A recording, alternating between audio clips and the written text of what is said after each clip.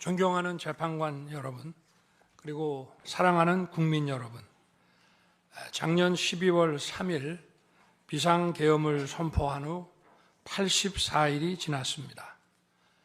제 삶에서 가장 힘든 날들이었지만 감사와 성찰의 시간이기도 했습니다. 저 자신을 돌아보면서 그동안 국민들께 과분한 사랑을 받아왔다는 생각이 들었습니다.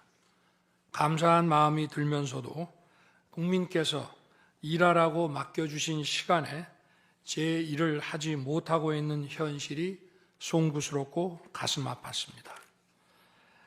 한편으로 많은 국민들께서 여전히 믿어주고 계신 모습에 무거운 책임감도 느꼈습니다. 국민 여러분께 죄송하고 감사하다는 말씀 먼저 드리고 싶습니다. 제가 비상계엄을 선포하고 몇 시간 후 해제했을 때 많은 분들께서 이해를 못하셨습니다. 지금도 어리둥절해 하시는 분들이 있을 겁니다. 계엄이라는 단어에서 연상되는 과거의 부정적 기억도 있을 것입니다. 거대 야당과 내란 공작 세력들은 이런 트라우마를 악용하여 국민을 선동하고 있습니다. 그러나 12.3 비상계엄은 과거의 계엄과는 완전히 다른 것입니다.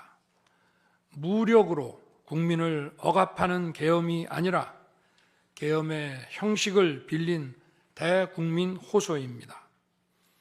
12.3 비상계엄 선포는 이 나라가 지금 망국적 위기 상황에 처해 있음을 선언하는 것이고, 주권자인 국민들께서 상황을 직시하고 이를 극복하는 데 함께 나서달라는 절박한 호소입니다. 무엇보다 저 자신, 윤석열 개인을 위한 선택은 결코 아니었다는 사실을 분명히 말씀드립니다. 저는 이미 권력의 정점인 대통령 자리에 있습니다.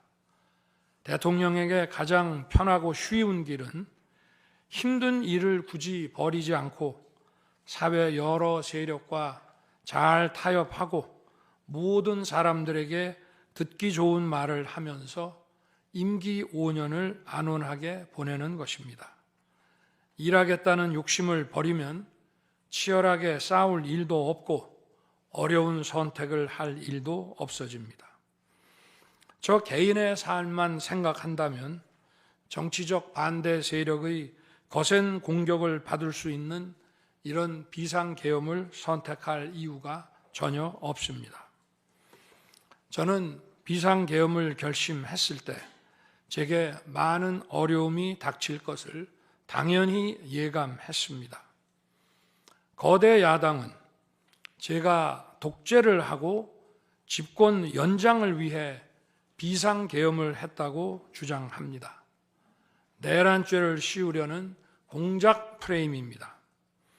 정말 그런 생각이었다면 고작 280명의 실무장도 하지 않은 병력만 투입하도록 했겠습니까? 주말이 아닌 평일에 계엄 선포를 하고 계엄을 선포한 후에 병력을 이동시키도록 했겠습니까?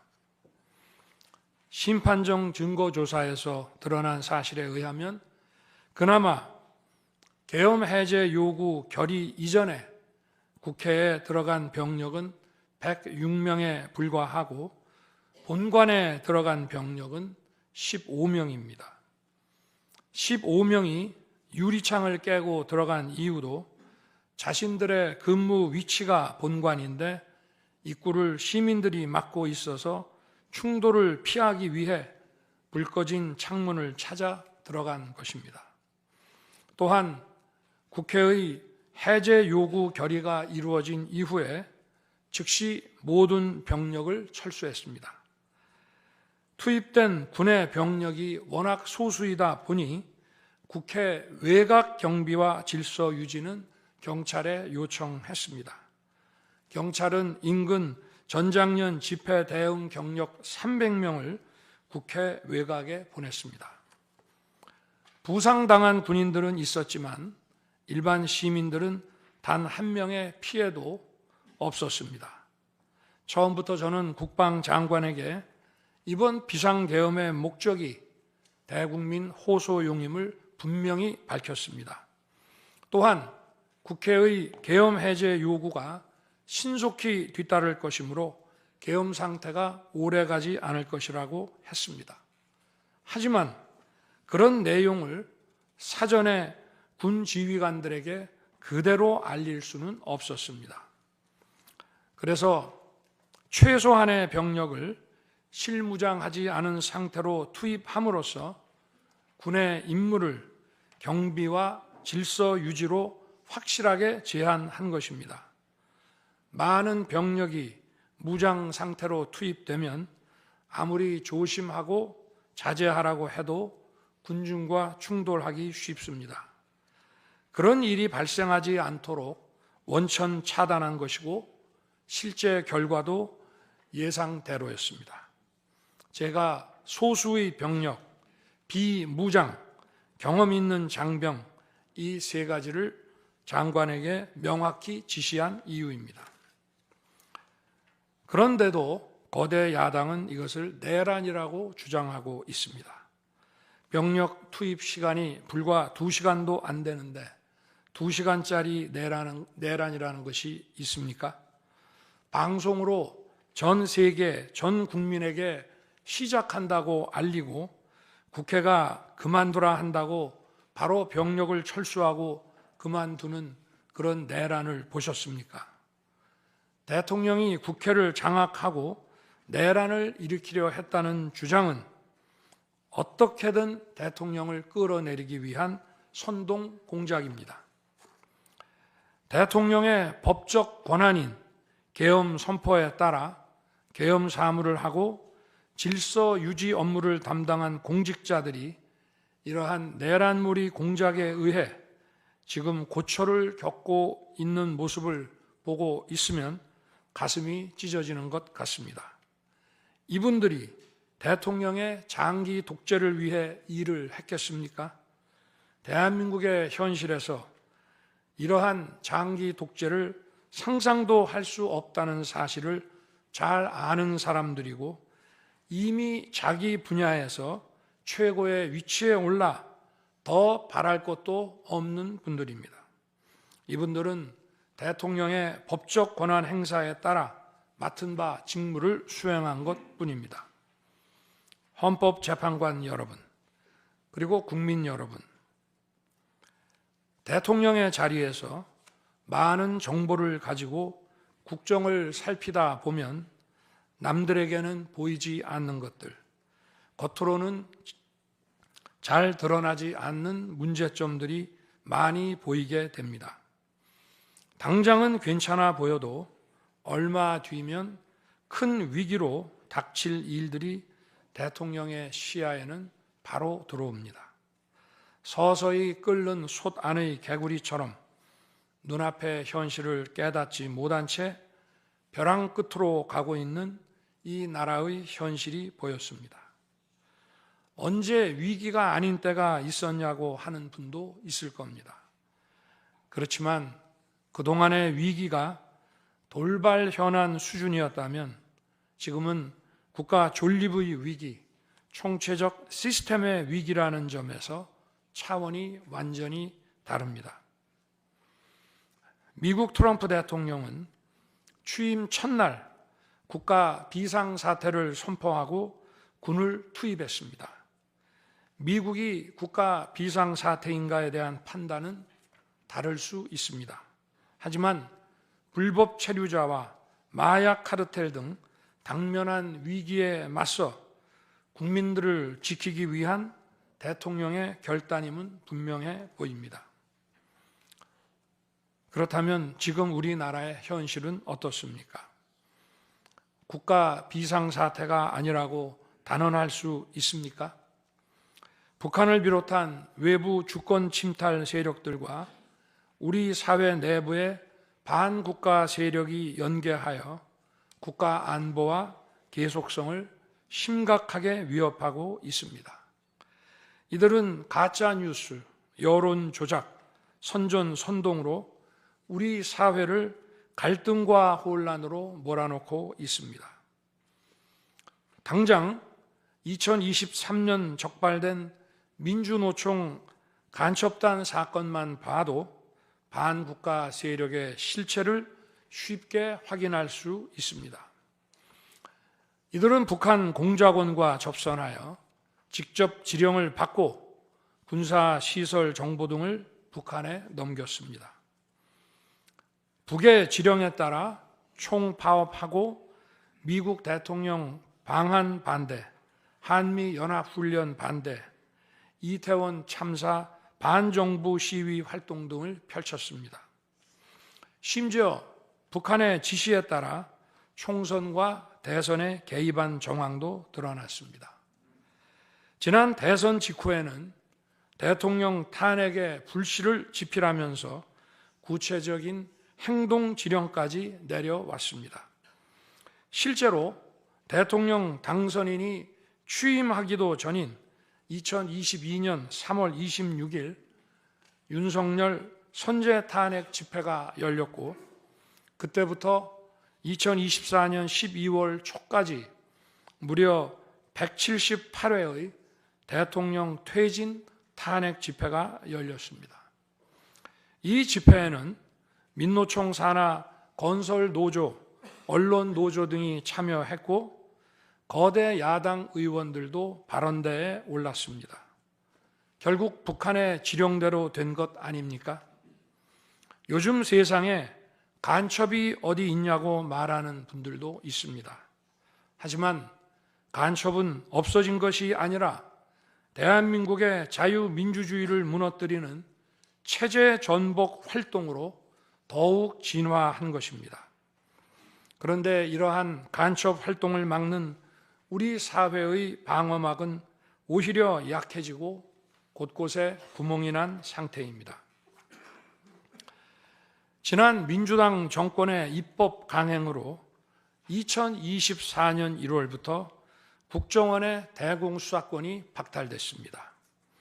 간첩단 사건은 노하우가 축적된 기관에서 장기간 치밀하게 수사를 해야 합니다. 그런데 제대로 준비할 시간도 없이 전문성과 경험이 부족한 경찰에 대공수사권이 넘어가 버렸습니다. 간첩이 활개치는 환경이 만들어진 것입니다. 게다가 애써 잡아도 재판이 장기간 방치되는 상황까지 발생하고 있습니다. 현재 재판이 진행 중인 간첩 사건이 민노총 간첩단, 창원 간첩단, 청주 간첩단, 제주 간첩단 등 4건이나 됩니다. 그런데 청주 간첩단 사건은 1심 판결까지 29개월이 넘게 걸렸고, 민노총 간첩단 사건도 1심 판결에 1년 6개월이 걸렸습니다. 이들은 구속기간 만료 후 석방되어 1심 판결로 법정 구속이 될 때까지 버젓이 활보하고 다녔습니다. 현재 창원 간첩단 사건은 2년 가까이 재판이 중단되어 있고, 제주 간첩단 사건도 1년 10개월째 재판이 파행 중입니다. 모두 석방된 상태입니다. 간첩을 잡지도 못하고 잡아도 제대로 처벌도 못하는데 이런 상황이 과연 정상입니까? 그런데도 거대 야당은 민노총을 옹호하기 바쁘고 국정원 대공수사권 박탈에 이어 국가보안법 폐지까지 주장하고 있습니다. 경찰의 대공수사에 쓰이는 특활비마저 전액 삭감해서 영원으로 만들었습니다. 한마디로 간첩을 잡지 말라는 것입니다. 작년에는 중국인들이 드론을 띄워 우리 군사기지, 국정원, 국제공항과 국내 미군 군사시설을 촬영하다 연이어 적발되었습니다. 이들을 간첩죄로 처벌하기 위해서는 법률을 개정해야 하는데 거대 야당이 완강히 거부하고 있습니다. 국가 핵심 기술을 유출하는 산업 스파이도 최근 급증하고 있습니다. 반도체, 디스플레이 등 기술 유출 피해가 수십조 원에 달하는데 그 3분의 2가 중국으로 유출됩니다. 중국은 사진 한 장만 잘못 찍어도 우리 국민을 마음대로 구금하는 강력한 반간첩법을 시행하고 있는데 거대 야당은 산업 스파이를 막기 위한 간첩죄 법률 개정조차 가로막고 있습니다. 또한 거대 야당은 방산 물자를 수출할 때 국회 동의를 받도록 하는 방위사업법 개정안을 당론으로 추진하고 있습니다. 방산 비밀 자료를 국회에 제출해야 하고 거대 야당이 반대하면 방산 물자도 수출할 수 없게 됩니다. 국회에 제출된 방산 비밀 자료들이 제대로 보안 유지가 되며 적대 세력에 넘어가지 않는다고 누가 보장할 수 있겠습니까? 방산 기밀 자료가 이렇게 유출되면 상대국에서 우리 방산 물자를 수입하겠습니까? 북한, 중국, 러시아가 원치 않는 자유세계의 방산 수출을 하지 말라는 말과 같습니다.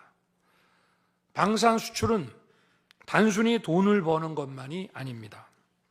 수출 상대국과 전략적 연대를 강화하고 더 나아가 자유세계 많은 국가들과 국방 협력을 이루어서 우리의 안보를 튼튼하게 하는 것입니다.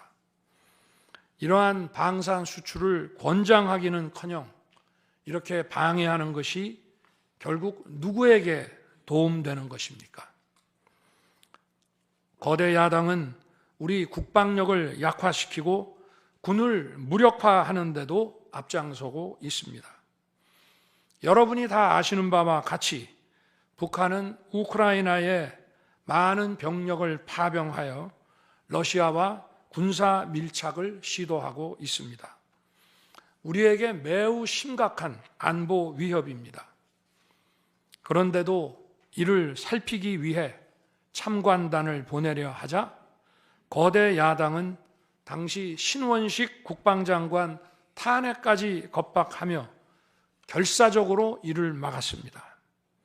심지어 거대 야당은 우크라이나 참관단 파견, 대북 확성기와 오물풍선 대응 검토 등 군의 정당한 안보 활동까지 외환죄라고 우기고 있습니다. 국가와 국민의 안전을 지키려는 대통령을 전쟁광이라고 비난하고 북핵 위협에 대응하는 한미일 합동훈련을 극단적 친일 행위라고 매도했습니다. 1차 대통령 탄핵 소추안에는 북중러를 적대시하는 것이 탄핵 사유라고 명기했습니다. 190석에 달하는 무소불위의 거대 야당이 우리나라와 우리 국민 편이 아니라 북중러의 편에 서 있는 것입니다. 이러한 상황이 국가 위기 상황이 아니면 뭐란 말입니까? 이뿐이 아닙니다. 거대 야당은 핵심 국방 예산을 삭감하여 우리 군을 무력화하려 하고 있습니다. 거대 야당은 전체 예산 가운데 겨우 0.65%만 깎았을 뿐이라고 주장합니다. 그러나 그 0.65%가 어디냐가 중요한 것입니다. 마치 사람의 두 눈을 빼놓고 몸 전체에서 겨우 눈알 2개 뺐다고 말하는 것과 같은 얘기입니다. 거대 야당이 삭감한 국방 예산은 우리 군의 눈알과 같은 예산입니다. 북한 핵과 미사일 기지를 선제 타격하는 키일체인의 핵심인 정찰 자산 예산을 대폭 삭감했습니다. 핵심 전력인 지휘 정찰 사업 예산을 2024년 대비 4,852억 원 감액했고, 전술 데이터링크 시스템 성능 개량 사업은 무려 78%를 삭감했습니다.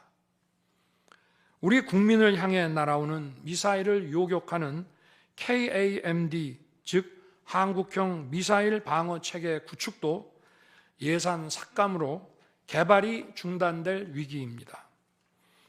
장거리 함대공 유도탄 사업을 위해 예산 119억 5,900만 원을 책정했지만 96%를 삭감하고 5억 원만 남겼습니다. 정밀 유도포탄 연구 개발 사업은 84%를 삭감했습니다. 아무리 주먹이 세도 앞이 보이지 않으면 싸울 수 없듯이 감시 정찰 자산이 없으면 아무리 좋은 무기도 무용지물입니다. 게다가 최근 북한의 드론 공격이 큰 위협으로 대두되고 있습니다. 드론 방어 예산 100억 원 가운데 무려 99억 5,400만 원을 깎아서 사업을 아예 중단시켜버렸습니다. 도대체 누구의 지시를 받아서 이렇게 핵심 예산만 딱딱 골라 삭감했는지 저도 궁금할 지경입니다. 게다가 지난 민주당 정권은 국군 방첩사령부의 수사 요원을 2분의 1가량 대폭 감축하여 군과 방산에 대한 정보 활동과 방첩 활동에 심각한 타격을 주었습니다. 또 과거 간첩 사건과 연루된 인물을 국정원의 주요 핵심 간부로 발령내서 국정원이 방첩기관인지 정보 유출기관인지 모를 조직으로 방치하기도 했습니다. 지난 정부 시절 이런 일을 주도한 인물들이 여전히 거대 야당의 핵심 세력으로서 우리의 안보를 흔들고 있습니다. 우리 정부 들어 국가정보원이 국가안보의 중추기관으로 거듭날 수 있도록 노력하였고 국군 방첩사의 역량 보강을 위해 힘썼습니다마는 아직 문제의 뿌리를 제대로 다 드러내지 못했습니다. 부수고 깨뜨리기는 쉬워도 세우고 만들기는 어렵고 시간이 많이 걸리기 때문입니다. 이런 상황이 겉으로는 멀쩡한 것처럼 보이지만 실질적으로 전시사변에 못지않은 국가 위기 상황이라고 저는 판단하고 있습니다. 거대 야당은 야당에 대한 대통령의 인식을 탓하기 전에 공당으로서 국가에 대한 책임 있는 자세와 신뢰를 보여주는 게 우선이라고 저는 생각합니다. 저는 자유민주주의 헌법 원칙, 국가 안보, 핵심 국익 수호만 함께 한다면 어떤 정치 세력과도 기꺼이 대화하고 타협할 자세가 돼 있는 사람입니다. 나라와 국민을 위한 길에 좌파, 우파가 어디 있겠습니까? 하지만 자유를 부정하는 공산주의, 공산당 일당 독재, 유물론에 입각한 전체주의가 다양한 속임수로 우리 대한민국에 스며드는 것은 막아야 합니다. 이런 세력과 타협하고 흥정해서는 안 된다고 생각합니다.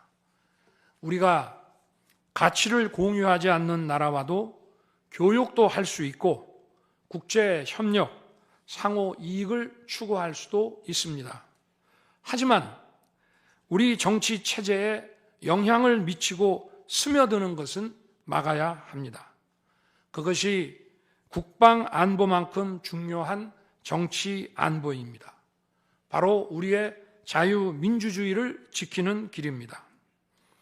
자유민주주의 국가의 공당이라면 이런 세력을 옹호하고 이런 세력과 손잡는 일은 절대 해서는 안 되는 것입니다. 거대 야당은 제가 취임하기도 전부터 대통령 선제 탄핵을 주장했고 줄탄핵, 입법 폭주, 예산 폭거로 정부의 기능을 마비시켜 왔습니다. 거대 야당은 이러한 폭주까지도 국회의 정당한 권한 행사라고 강변합니다. 그러나 국회의 헌법적 권한은 국민을 위해 쓰라고 부여된 것입니다. 자신들의 정치적 목적을 위해 정부 기능을 마비시키는데 그 권한을 악용한다면 이는 헌정 질서를 붕괴시키는 국헌문란의 다름 아닙니다. 또한 거대 야당은 제가 비상계엄으로 국회의 권능을 마비시키려 했다며 내란몰이를 계속하고 있습니다.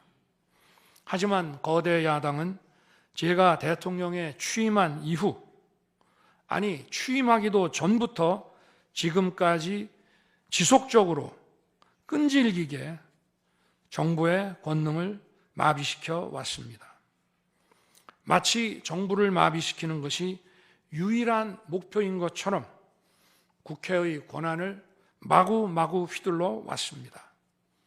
국회의원과 직원들의 출입도 막지 않았고 국회 의결도 전혀 방해받지 않은 2시간 반짜리 비상계엄과 정부 출범 이후 2년 반 동안 줄탄핵, 입법 예산 폭거로 정부를 마비시켜온 거대 야당 가운데 어느 쪽이 상대의 권능을 마비시키고 침해한 것입니까? 거대 야당은 국무위원들은 물론이고 방통위원장, 검사, 감사원장에 이르기까지 탄핵하고 또 탄핵했습니다.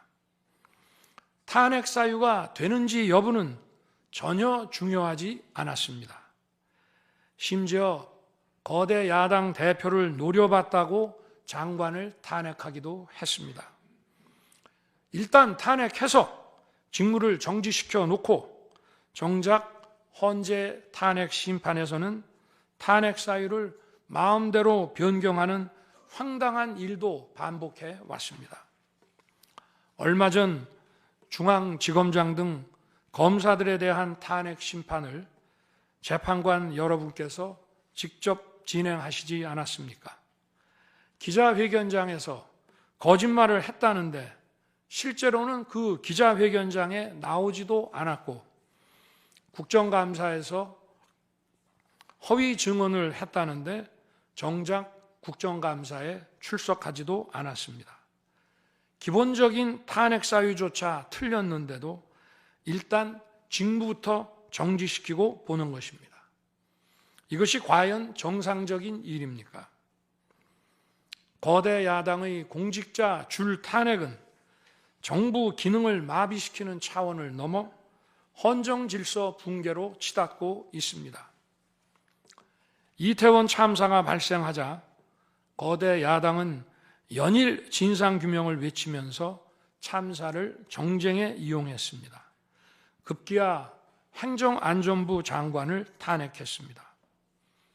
당시 북한이 민노총 간첩단에게 보낸 지령문에 이런 내용이 있습니다.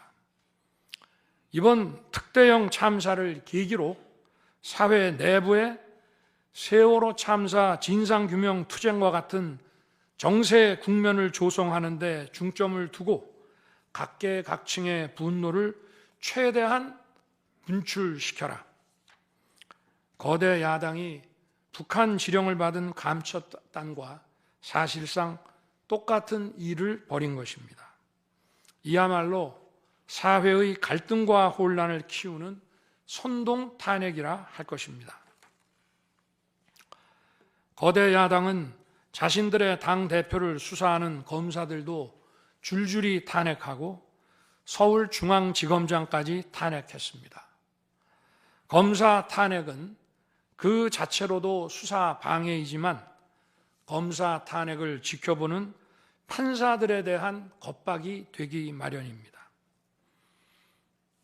야당 대표에 대한 검찰 수사를 막고 야당 대표의 범죄를 심판할 판사들까지 압박하기 위한 방탄 탄핵인 것입니다. 급기야 거대 야당은 지난 정부의 이적 행위를 감사하던 감사원장까지 탄핵했습니다. 거대 야당은 감사원장 탄핵 소추안에 사드 정식 배치 고의 지연 의혹 감사를 탄핵 사유로 포함시켰습니다. 이 사건은 지난 민주당 정부의 안보라인 고위직 인사 4명이 주한 중국 대사관 무관에게 사드 배치 작전명, 작전 일시, 작전 내용 등 국가 기밀 정보를 넘겨준 간첩 사건입니다. 감사원은 이를 적발하고 검찰에 수사 의뢰하는 등 감사 조치를 진행하였는데 이것이 탄핵 사유라는 것입니다. 자신들의 간첩 행위를 무마하기 위한 이적 탄핵이 아닐 수 없습니다. 헌법기관인 감사원장에 대한 무차별 탄핵은 그 자체로도 심각한 헌법 파괴 행위이지만 이적 행위까지 탄핵으로 덮는 것을 보며 이야말로 자유민주주의를 무너뜨리는 망국적 위기 상황이라고 판단한 것입니다. 또 한편 정부 각 부처들은 국민의 세금으로 엄청난 규모의 예산을 사용 집행하고 있습니다.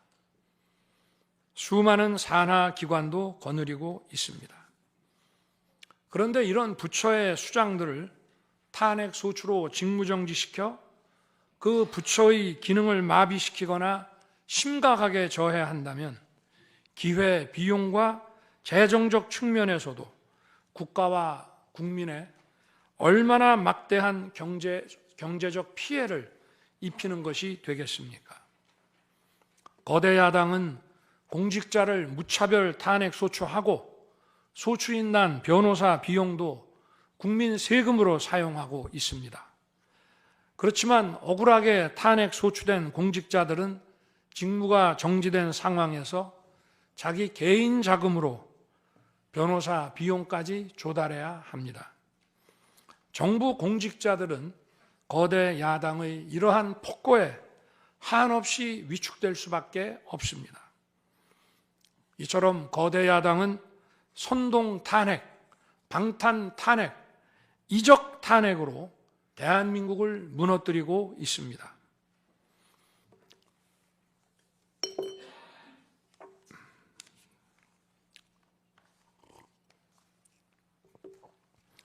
우리나라 선거 가운데 대통령 선거가 기간도 가장 길고 국민적 관심도 가장 큽니다.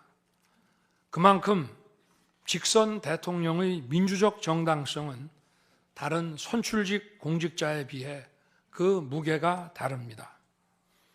과거 우리나라 민주화 운동은 한마디로 대통령 직선제 확보였다고 해도 과언이 아닙니다. 그런데 거대 야당은 대선이 끝나자마자 동조 세력과 연대하여 아직 취임도 하지 않은 대통령 당선인을 상대로 선제 탄핵과 퇴진 운동을 벌이기 시작했고 지난 2년 반 동안 오로지 대통령 끌어내리기를 목표로 정부 공직자 줄탄핵 그리고 입법과 예산 폭거를 계속해 왔습니다. 헌법이 정한 정당한 견제와 균형이 아니라 민주적 정당성의 상징인 직선 대통령 끌어내리기 공작을 그야말로 쉼없이 해온 것입니다.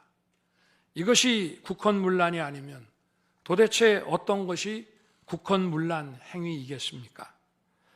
뿐만 아니라 거대 야당의 이런 지속적 국헌문란 행위는 국가 정체성과 대외 관계에 있어서 자유민주주의 헌법 정신과 동떨어진 인식에 기반하고 있다고 저는 생각합니다. 따라서 직선 대통령을 끌어내리기 위한 줄탄핵, 입법 예산 폭거는 어느 면으로 보나 자유민주주의 헌정질서 파괴 목표로 하고 있다고 하겠습니다. 흔히들 대통령 중심제 권력 구조를 가지고 제왕적 대통령제라고 합니다. 그러나 지금 우리나라는 제왕적 대통령이 아니라 제왕적 거대 야당의 시대입니다. 그리고 제왕적 거대 야당의 폭주가, 그 독재가 대한민국의 존립 위기를 불러오고 있습니다. 계엄 이후 벌어진 일들만 보아도 모두 잘 알 수 있지 않겠습니까? 제가 정말 제왕적 대통령이라면 공수처, 경찰, 검찰이 앞다퉈서 저를 수사하겠다고 나서고 내란죄 수사권도 없는 공수처가 영장 쇼핑, 공문서 위조까지 해가면서 저를 체포할 수 있겠습니까? 저 역시도 수사 업무에 26년간 종사한 사람이지만 이렇게 여러 수사 기관들이 무차별적으로 한 사건에 달려드는 꼴은 본 적이 없습니다. 비상계엄에 투입된 군 병력이 총 570명에 불과한데 불법적으로 대통령 한 사람 체포하겠다고 대통령 관저에 3, 4천 명이 넘는 경찰력을 동원했습니다. 대통령과 거대 야당 가운데 어느 쪽이 제왕적 권력을 휘두르며 이 나라의 헌정 질서를 무너뜨리고 있습니다. 저는 2021년 6월 29일 처음으로 정치 참여를 선언했습니다. 대통령이라는 자리가 영광의 길이 아니라 형극의 길이라는 사실은 이미 잘 알고 있었습니다. 또 대통령직을 아주 가까이에서 지켜보신 어떤 분은 우리나라 대통령직은 저주의 길이라면서 만류하시기도 했습니다. 그러나 자유민주주의라는 헌정 질서가 무너지고 있는 상황에서 나라를 지키고 싶어 정치를 시작했습니다. 그때 정치 참여를 선언하면서 국민께 드린 약속이 있습니다.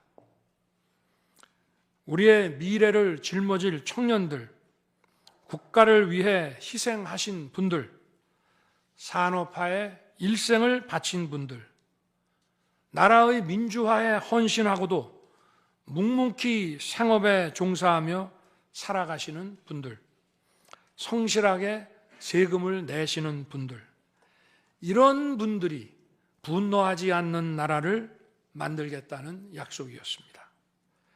그리고 청년들이 마음껏 뛰는 역동적인 나라, 창의와 자유가 넘치는 혁신의 나라, 약자가 기죽지 않은 따뜻한 나라, 국제사회와 가치를 공유하고 책임을 다하는 나라를 만들겠다고 국민께 약속드렸습니다.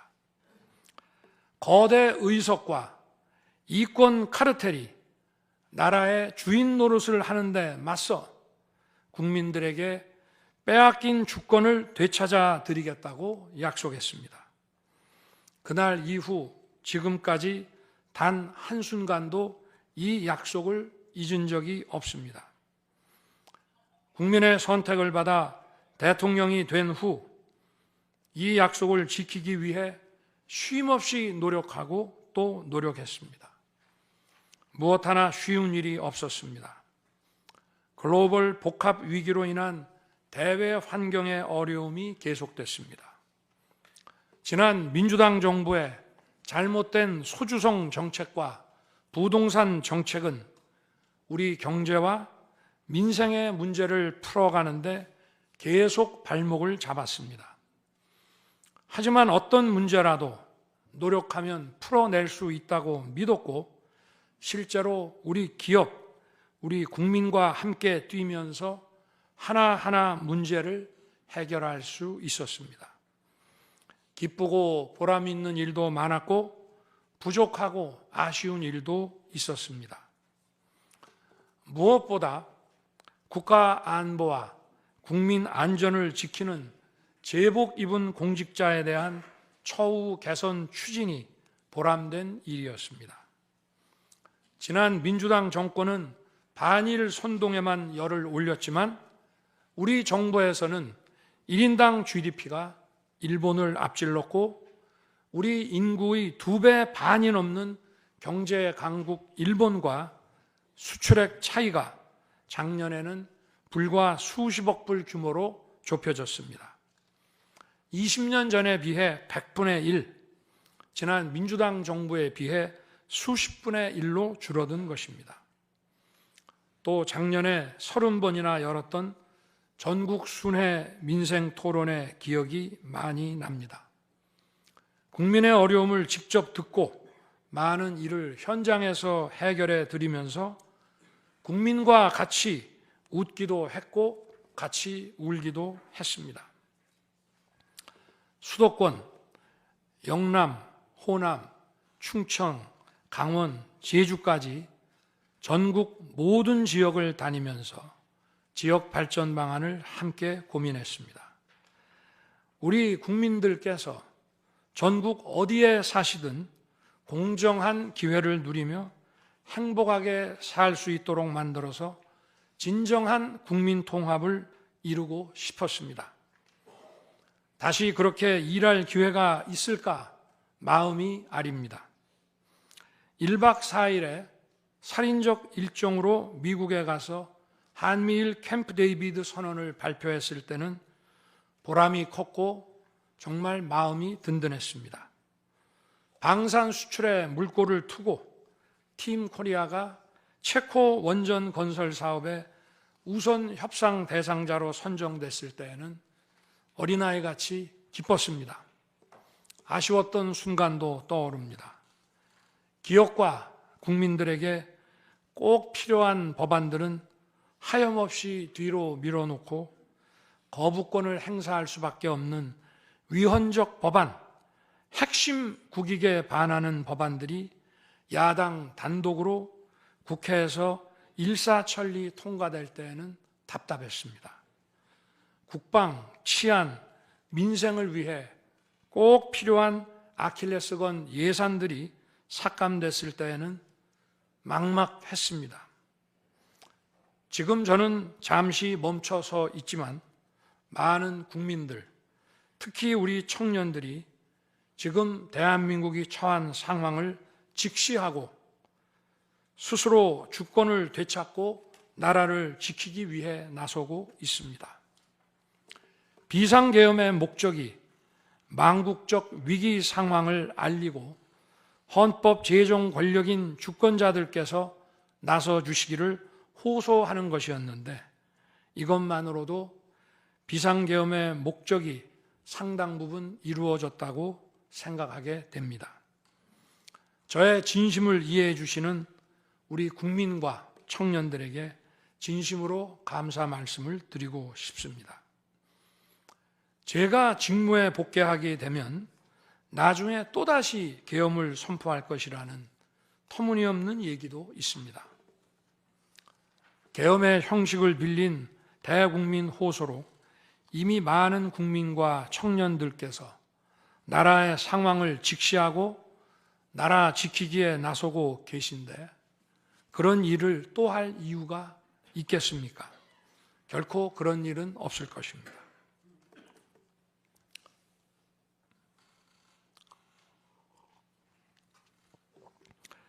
헌법재판관 여러분, 그동안 심판정에서 다루어진 쟁점들 가운데 2가지에 대해서만 간략히 말씀드리겠습니다. 세세한 사실관계를 언급하기보다 상식선에서 간단히 말씀드리겠습니다. 우선 제가 국회의원을 체포하거나 본회의장에서 끌어내라고 했다는 것입니다. 정말 터무니없는 얘기입니다. 상식적으로 이렇게 해서 도대체 뭘 어떻게 하겠습니까? 의원들을 체포하고 끌어내서 계엄 해제를 늦추거나 막는다 한들 방송으로 온 국민과 전 세계가 지켜보고 있는데 그 다음에 뭘 어떻게 하겠습니까? 계엄 당일 국회의장의 발언대로 국회는 어디서든 본회의를 열어 계엄 해제를 의결할 수 있습니다. 영화나 소설에 나오기도 하지만 현실적으로 이런 일을 하려면 군으로 국가를 완전히 장악하는 계획과 정치 프로그램을 미리 가지고 있어야 합니다. 그런데 실제 상황이 어땠습니까? 계엄 사무를 담당할 주요 지휘관들이 계엄 직전에 어디에 있었는지 이 심판정에서 다 드러났습니다. 장관 재가를 받아 지방 휴가를 가거나 부부 동반 만찬, 간부 만찬 회식을 하다가 대통령의 계엄 선포 직후에야 국방장관으로부터 업무 지시를 받았습니다. 준비된 치밀한 작전 계획이나 지침이 없었기 때문에 혼선과 허술함도 있었습니다. 국방장관이나 지휘관들이나 경험이 풍부한 군사 전문가들인데 이들이 왜 이랬겠습니까? 12.3 계엄 선포는 계엄의 형식을 빌린 대국민 호소이고 과거 계엄과는 다른 것이었기 때문입니다. 이미 민주주의를 수십 년 경험하고 몸에 밴 우리 50만 군이 임기 5년 단임 대통령의 사병 노릇을 할 리가 있습니까? 제가 비상계엄을 선포한 이유는 오로지 주권자인 국민들에게 국회의 망국적 독재로 나라가 위기에 빠졌으니 이를 직시하고 감시와 비판의 견제를 직접 해달라는 것이었습니다. 공화국의 대의제 위기에 헌법 제정 권력인 주권자가 직접 나서야 한다는 호소였습니다. 의원을 체포하거나 끌어내라고 했다는 주장은 국회에 280명의 질서유지 병력만 계획한 상태에서 앞뒤가 맞지 않는 얘기입니다. 국회가 비어있는 주말도 아니고 회기 중인 평일에 이런 병력으로 터무니없는 얘기입니다. 의원만 300명이고 직원들과 보좌진을 합치면 몇천 명이 넘습니다. TV 생중계를 보더라도 계엄 선포 후 얼마 지나지 않아 이미 국회 마당과 본관에는 수천 명의 국회 관계자와 민간인들이 들어왔습니다. 실제로 계엄 선포 후 1시간 30분이 지나서야 질서유지 군 병력이 도착했고 경내에 진입한 병력이 106명, 그 중에서 본관에 들어간 병력이 겨우 15명인데 이런 극소수 병력을 가지고 국회의원을 체포하고 끌어낸다는 것이 말이 되겠습니까? 게다가 의결 정족수가 차지 않았으니 본회의장에 들어가서 의원들을 끌어내라고 했다는데 의결 정족수가 차지 않았으면 더 못 들어가게 막아야지 끌어낸다는 것도 상식에 맞지 않는 얘기입니다. 본관에 진입한 군인들은 본회의장이 어디에 있는지도 몰랐다고 합니다. 무엇 하나 말이 되지 않습니다. 단 한 사람도 끌려 나오거나 체포된 일이 없었으며 군인이 민간인들에게 폭행당한 일은 있어도 민간인을 폭행하거나 위해를 가한 일은 한 건도 없었습니다.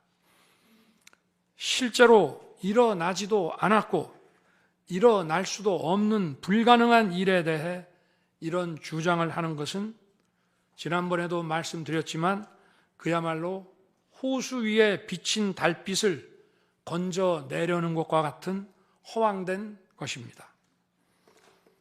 거대 야당은 대통령의 헌법상 권한에 기해 선포된 계엄을 불법 내란으로 둔갑시켜 탄핵 소추를 성공시켰습니다. 그리고는 헌재 심판에서는 탄핵 사유에서 내란을 삭제했습니다. 그야말로 초유의 사기 탄핵이 아닐 수 없습니다. 내란이냐 아니냐는 긴 시간의 복잡한 심리를 통해 가려지는 게 아닙니다. 내란이냐 아니냐는 판례에서 보듯이 실제 일어난 일과 진행된 과정에서 드러난 결과로 누구나 쉽게 바로 알 수 있어야 내란이 되는 것입니다. 거대 야당과 소추단이 헌재 심판 대상에서 내란을 삭제한 이유는 심판의 심리 시간을 단축시키려는 것이 아니라 내란의 실체가 없기 때문입니다. 더구나 12.3 계엄은 발령부터 해제까지 역사상 가장 빨리 종결된 계엄입니다. 그러다 보니 계엄사령부 조직도 구성되지 못했고 예하 수사본부 조직도 전혀 만들어지지 못한 채 그냥 계엄이 종료됐습니다. 비상계엄 국무회의에 대해 간단히 말씀드리겠습니다. 계엄 당일 국무회의는 국무회의로 보기 어렵다는 주장이 있습니다. 그런데 국무회의를 할 것이 아니었다면 도대체 12월 3일 밤에 국무위원들이 대통령실에 온 이유를 오히려 제가 묻고 싶습니다. 국무회의가 아니라 간담회 정도였다는 주장도 있습니다만 그날이 간담회를 할 상황은 아닙니다. 간담회는 의사 정족수도 없는데 국무회의 의사 정족수가 찰 때까지 왜 기다렸겠습니까? 당일 저녁 8시 반부터 국무위원들이 차례로 오기 시작했고 저는 비상계엄에 대해 설명하고 국방장관은 계엄의 개요가 기재된 비상계엄 선포문을 나눠줬습니다. 국무위원들은 경제적, 외교적으로 어려움이 있다고 우려했고 저는 대통령으로서 각 부처를 관장하는 국무위원들의 생각과 다른 생각을 가지고 있으며 국가가 비상 상황이고 비상한 조치가 필요함을 설명했습니다. 그리고 각 부처 장관의 우려사항, 예를 들어 경제부총리의 금융시장 혼란 우려와 외교장관의 우방국 관계 우려는 제가 걱정하지 말라고 했습니다. 국무위원들이 과거의 계엄을 연상하고 있는 상황에서 저는 그냥 걱정하지 말라고 할 수밖에 없었습니다. 의사 정족수 충족 이후 국무회의 시간은 5분이었지만 그 이전에 충분히 논의를 한 것입니다. 다음 날 새벽 해제 국무회의는 소요 시간이 단 1분이었습니다. 실제 정례 주례 국무회의 경우에도 모두와 마무리 발언 등을 하고 많은 안건을 다루기 때문에 1시간가량 걸리지만 개별 안건의 심의 시간은 극히 짧습니다. 또한 비상계엄을 위한 국무회의를 정례 주례 국무회의처럼 하기는 어렵습니다. 보안 유지가 중요하고 그렇게 해야 혼란도 줄이고 질서 유지 병력도 최소화할 수 있기 때문입니다. 이상민 전 행안부 장관은 지난 심판정에서 그동안 국무회의를 100여 차례 참석했지만 이번 국무회의처럼 실질적으로 열띤 토론이나 의사 전달이 있었던 것은 처음이라고 했습니다. 국무회의 배석을 위해 비서실장과 안보실장도 통상처럼 대통령실로 나오도록 했고 국가 안보의 문제이기도 해서 국정원장도 참석시켰습니다. 1993년 8월 13일 김영삼 대통령께서 긴급 재정경제명령으로 금융실명제를 발표했을 때도 국무위원들은 소집 직전까지 발표한다는 사실 자체를 몰랐고 국무회의록도 사후에 작성됐습니다. 그때 상황은 이인재 당시 노동부 장관께서 이미 공개적으로 설명한 바 있습니다. 그러나 아무도 이를 두고 국무회의가 없었다고 하지 않았고 당시 헌법재판소는 긴급명령 발동을 모두 합헌이라고 결정했습니다. 그 밖에 여러 쟁점들에 대해서는 변호인단의 변론으로 가름하겠습니다. 재판관 여러분, 그리고 국민 여러분, 저는 언젠가 해야 하고 누군가 해야 하는 일이라면 지금 제가 하겠다는 마음으로 대통령직을 수행해 왔습니다. 그래서 임기 전반부 동안 역대 정부들이 표를 잃을까 봐 하지 못했던 교육, 노동, 연금의 3대 개혁을 중심으로 국정개혁 과제를 과감하게 추진했습니다.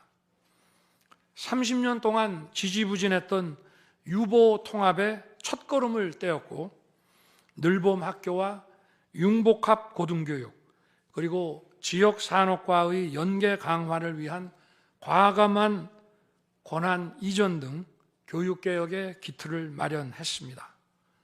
노사 법치의 틀을 새롭게 세우고 4차 산업혁명 시대에 적응하기 위한 노동 유연화와 노동 보호의 개혁 물꼬도 텄습니다. 국가적 난제였던 연금 개혁도 역대 정부 최초로 방대한 수리 분석과 신층 여론조사를 진행하였고 수용성이 높은 방안을 만들어 국회에 제출했습니다. 대통령 임기 초반에는 국민과 유권자에게 선거 때 약속한 공약과 국정과제의 실천, 또 민생에 영향이 큰 사회개혁의 추진이 우선이기 때문에 이러한 스케줄에 맞춰 일해 온 것입니다. 어느 정권이나 임기 초기에는 선거 공약과 국정과제 이행이 우선이므로 정치개혁에는 신경 쓸 여력이 없습니다. 그러다가 전직 대통령들의 5년 임기가 금방 다 지나갔고 변화된 시대에 맞지 않는 87 체제가 여전히 유지되고 있습니다. 정치가 국민을 불편하게 만들고 나라의 발전을 가로막고 있습니다. 또 국가의 미래를 결정하는 일에 미래의 주역인 청년들이 참여할 수 있도록 정치와 행정의 문턱이 더 낮춰져야 합니다. 제가 직무에 복귀하게 된다면 먼저 87 체제를 우리 몸에 맞추고 미래 세대에게 제대로 된 나라를 물려주기 위한 개헌과 정치개혁의 추진에 후반부를 집중하려고 합니다. 저는 이미 대통령직을 시작할 때부터 임기 중반 이후에는 개헌과 선거제 등 정치 개혁을 추진하겠다는 계획을 가지고 있었습니다.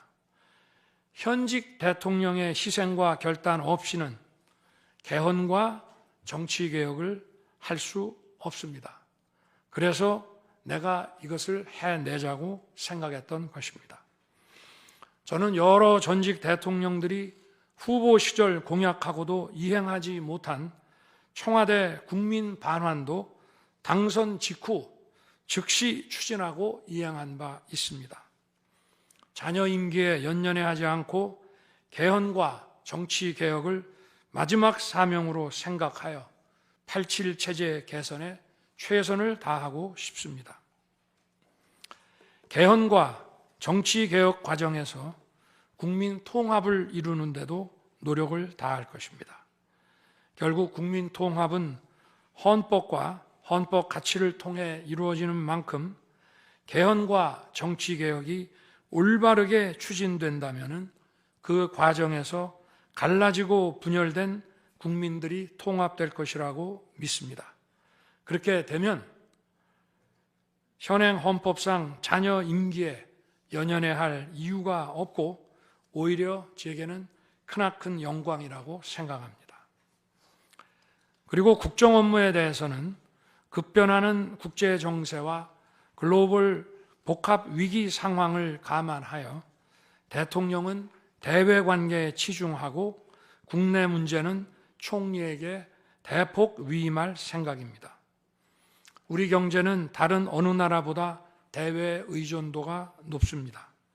특히 미 트럼프 행정부 출범 이후 국제 질서의 급변과 글로벌 경제 안보의 불확실성에 크게 영향을 받을 수밖에 없습니다. 지금 우리가 국가 노선을 어떻게 선택하느냐에 따라 이 위기가 기회가 될 수도 있고 돌이킬 수 없는 재앙을 맞을 수도 있습니다. 글로벌 중추 외교 기조로 역대 가장 강력한 한미 동맹을 구축하고 한미일 협력을 이끌어낸 경험으로 대외 관계에서 국익을 지키는 일에 매진하고 싶습니다. 임기 전반기에도 지방시다위원회와 국민통합위원회를 통해 지역별, 세대별, 계층별 통합을 위해 노력해 왔지만 앞으로도 국민을 하나로 묶고 국가 전체 시너지를 올리는 국민 통합에 더욱 노력할 것입니다. 존경하는 헌법재판관 여러분, 먼저 촉박한 일정의 탄핵 심판이었지만 충실한 심리에 애써주신 재판관님들께 깊이 감사드립니다. 이번 심리는 내란 탄핵으로 소추한 후 심판 대상에서 내란을 삭제한 소추단 측이 제시한 쟁점 위주로 이루어지게 됐습니다. 그러다 보니 제가 12.3 비상계엄을 선포한 이유와 그 불가피성에 대해서는 충분히 설명드릴 기회가 부족했다고 생각합니다. 서면으로 성실하게 관련 자료를 제출하였으니 대통령으로서 고뇌의 결단을 한 이유를 깊이 생각해 주시기 바랍니다. 또 많은 국가 기밀 정보를 다루는 대통령으로서 재판관님들께 모두 설명드릴 수 없는 부분에까지 재판관님들의 지혜와 해안이 미칠 것이라 믿습니다. 다시 한번 재판관님들의 노고에 감사드립니다. 그리고 사랑하는 대한민국 국민 여러분, 국가와 국민을 위한 계엄이었지만 그 과정에서 소중한 국민 여러분께 혼란과 불편을 끼쳐드린 점 진심으로 죄송스럽게 생각합니다. 저의 구속 과정에서 벌어진 일들로 어려운 상황에 처한 청년들도 있습니다. 옳고 그름에 앞서서 너무나 마음이 아프고 미안합니다. 정말 미안한 생각을 가지고 있습니다. 저는 대통령에 출마할 때 나라를 위해 목숨을 바치겠다고 결심했습니다. 지난 12.3 계엄과 탄핵소추 이후 엄동설안에 저를 지키겠다고 거리로 나선 국민들을 보았습니다. 저를 비판하고 질책하는 국민들의 목소리도 들었습니다. 서로 다른 주장을 하고 있지만 모두 대한민국을 사랑하는 마음이라고 생각합니다. 부족한 저를 지금까지 믿어주시고 응원을 보내주고 계신 국민 여러분께 진심으로 감사드립니다. 저의 잘못을 꾸짖는 국민의 질책도 가슴에 깊이 새기겠습니다. 그리고 이 모든 과정이 새로운 대한민국으로 도약하는 디딤돌이 될 수 있도록 최선을 다하겠습니다. 감사합니다.